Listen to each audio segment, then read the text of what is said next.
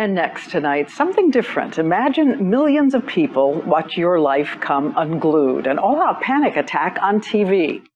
Inside Windsor Castle, servants scraped and bowed, while outside, protesters campaigned for equal rights. Inside, there was chintz, Dubonnet, and polite conversation. Outside, for some, there was free love, drugs, and rock and roll. To a new generation, the royal family seemed embarrassing and expensive. The Queen's advisors feared she might lose the public's support and taxpayers' funding if the growing unease wasn't nipped in the bud. So they came up with a plan. They would show the public that the Queen wasn't out of touch. In fact, she was just like them. The plan was a huge risk. A documentary would show the world the Queen and her family as they'd never been seen before. For 18 months, the royal family allowed a camera crew to follow them as they went about their everyday business at Windsor Castle and their other homes. It was an extraordinary insight into their private world. So when the Queen watched the film for the first time, it was a tense moment for the film's editor, Michael Bradsell. We were all a little bit nervous of showing it to the Queen because we had no idea what she would make of it. She was a little critical of the film in the sense that she thought it was too long. But Dick Corsten, the director, persuaded her that 2 hours was not a minute too long. A few clips were released for preview before the broadcast, but only in black and white. Well, we'll see if she's allowed out in the snow. Yeah.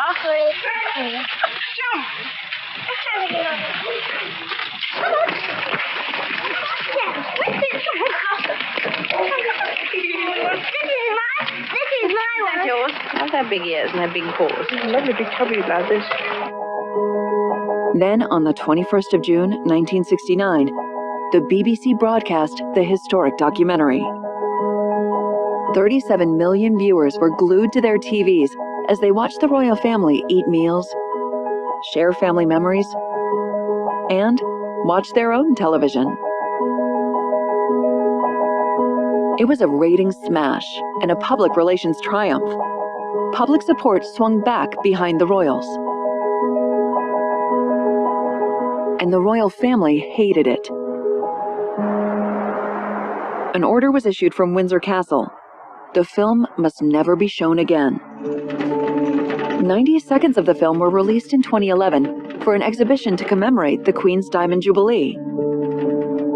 This footage found its way onto YouTube, where by 2017, it had over 400,000 views. The rest, together with hundreds of hours of unseen footage, has been locked away since 1969. The Queen and her advisors realized that being too normal was as dangerous as being too different. Prince Andrew's role as a British trade envoy is not under review, Downing Street insists today, saying the Prime Minister has full confidence in him. This ringing endorsement, however, appeared at odds with this morning's comments by the Business Secretary Vince Cable, who said it was up to the Prince to decide if he wanted to continue. The Duke of York himself carried on with a scheduled visit in East London today, although it wasn't long before more controversy about his links with a convicted paedophile emerged, thanks to his ex-wife Sarah Ferguson. Katie Razzle has this report. Business as usual is how it's being described. Prince Andrew, are you resigning? On a visit to the London Crossrail project this morning, Prince Andrew didn't dignify that with an answer. But today, this list of companies, including high-profile names like Shell, Lloyds of London, Foster & Partners and Rolls-Royce, was sent out by UK Trade and Investment to endorse Prince Andrew's trade envoy role. The Duke of York brings in business to UK PLC, they say. He's a solid professional, he knows what he's doing, he's interested in who he meets, and he asks very smart questions. No one really knows who Novosem is, but everyone knows who the Duke of York is, and they return his calls. And his office are extraordinarily effective in following up and making sure I know about them and can take action. New fallout over Prince Andrew's relationship with convicted sex offender Jeffrey Epstein. That scandal now affecting the rest of the royal family, and there are fresh reports that Prince Charles is preparing to confront his younger brother. Let's bring in Charlie Langston with thedailymail.com. Great to have you here with us. So the royal family is pretty private unless they want it to be known. Did they say, how do we know that Prince Charles is going to confront his brother? You know, I think Prince Charles will be king. And this has actually been a really wonderful opportunity for Prince Charles to show his leadership skills. He's kind of taken something of a backseat over the past few years, but he really is taking the front-running position on this. We understand that it was him who phoned the Queen from New Zealand, where he was on a national tour, and told her, Prince Andrew needs to go. You need to take away his royal duties. You need to take away his official kind of responsibilities, because this has reached devastating proportions in terms of the effect that it's having on the royal family. So we do know that the royal family is very private, but we also understand how it works, and we understand that Prince Charles is the person who's really pushing Prince Andrew out of the royal family. With Andrew having to step away from his duties, or basically being told you will no longer have duties, does he keep a royal allowance? No, so he has lost his royal salary, it amounts to around $300,000 a year, so it's a large amount of money. Yeah. However, he is at the moment keeping his royal title, and that affords him royal protection, free travel, and things like that, which, to be honest, he probably needs, you know, but that's something that was taken away from his daughters, or has been, you know, kind of discussed with a lot of the other members of the royal family who don't play as active roles, so it remains to be seen whether he will still be His Royal Highness in the years to come. Do you think that Prince Charles believes that Andrew should talk to the FBI? I think that Prince Charles will encourage Prince Andrew to do everything that he possibly can in order to restrict the fallout. As you said, it's already massive. It's already affecting the royal family in a way that no one could have foreseen. And I think that Prince Charles will do everything in his power to protect the family as a whole, and he's not going to put Prince Andrew before the royal family as a unit. So we know what it's like to cover the story or read the story from America's point of view. Yes. What's the fever pitch in the UK? Are a lot of people paying attention to this, or? Absolutely. And the British people are incredibly protective of the royal family. You know, it's one of those things where it's like, we can say what we want about them, but you can't come near them. And I think people have been devastated to see the impact that this has had, particularly when it comes to the Queen. Prince Andrew has always been rumored to be her favorite son. And so I think everyone is feeling just huge amounts of sympathy for her and everything that she's had to go through. Charlie Langston, delighted to have you here. I hope you'll come back and have a happy Thanksgiving here in America. We're glad you're here. All right.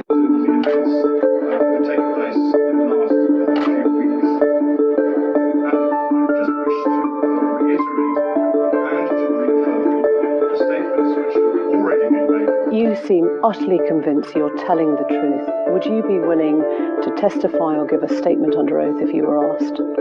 Well, I'm like everybody else, and I would have to take all the legal advice that there was before I was to do that sort of thing. But if push came to shove and the legal advice was to do so, then I would be duty-bound to do so.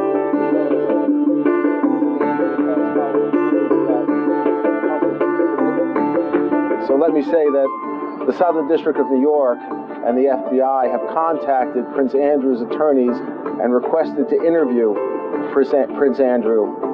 And to date, Prince Andrew has provided zero cooperation. How did you meet?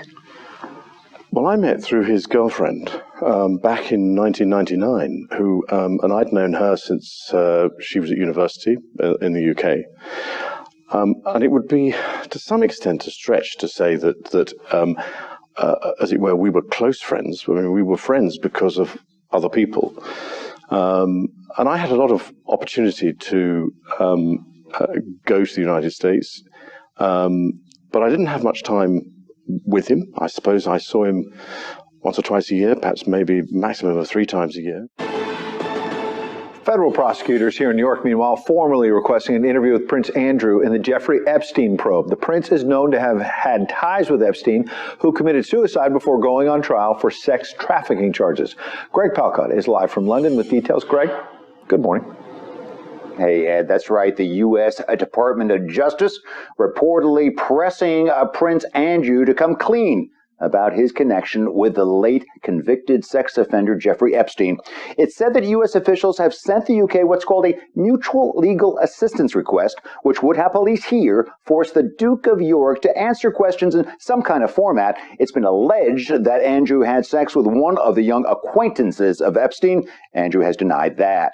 Epstein died in prison last year. The focus is now on those involved with him, as well as facilitators. The U.S. Attorney's Office in New York has said the royal was not cooperating. But in a statement just released by his PR firm, it's claimed Andrew has offered assistance. And in their words, this latest legal move is disappointing. Now, we reached out to UK authorities today. They didn't tell us exactly how they are going to proceed. In fact, they didn't even confirm that that request existed. Buckingham Palace is saying nothing as well, but frankly, actions speak louder than words. The Queen has already taken her second oldest son off of regular royal duties. Now, Ed, experts say technically Prince Andrew, who so far has not been accused of any criminal acts, could end up in jail if he doesn't cooperate. That's unlikely. More likely he will in some kind of format, or that he will plead the fifth. There's still more trouble possible in the royal household here. Back to you. A lot of people watching that. Great, Palcott. Thank you.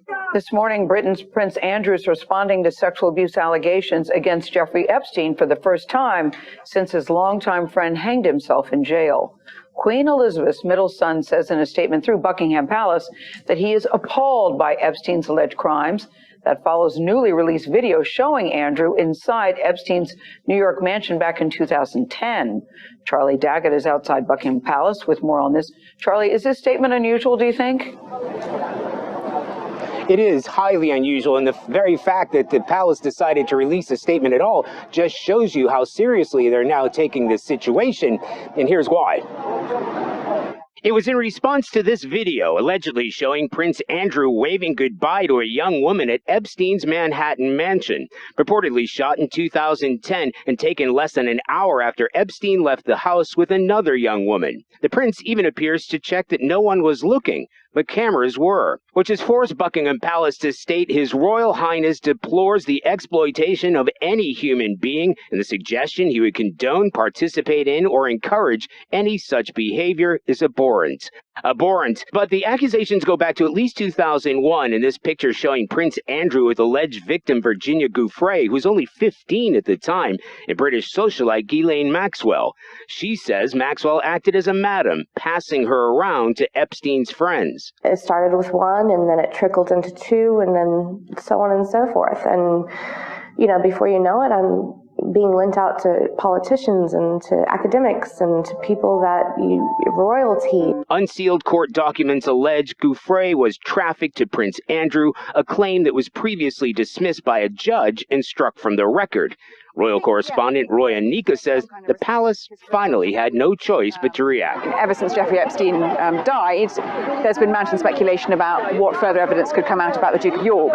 Now, the only issue is with this statement, the palace have to be pretty confident that no further evidence is going to come forward further implicating the Duke of York and his connection with Jeffrey Epstein.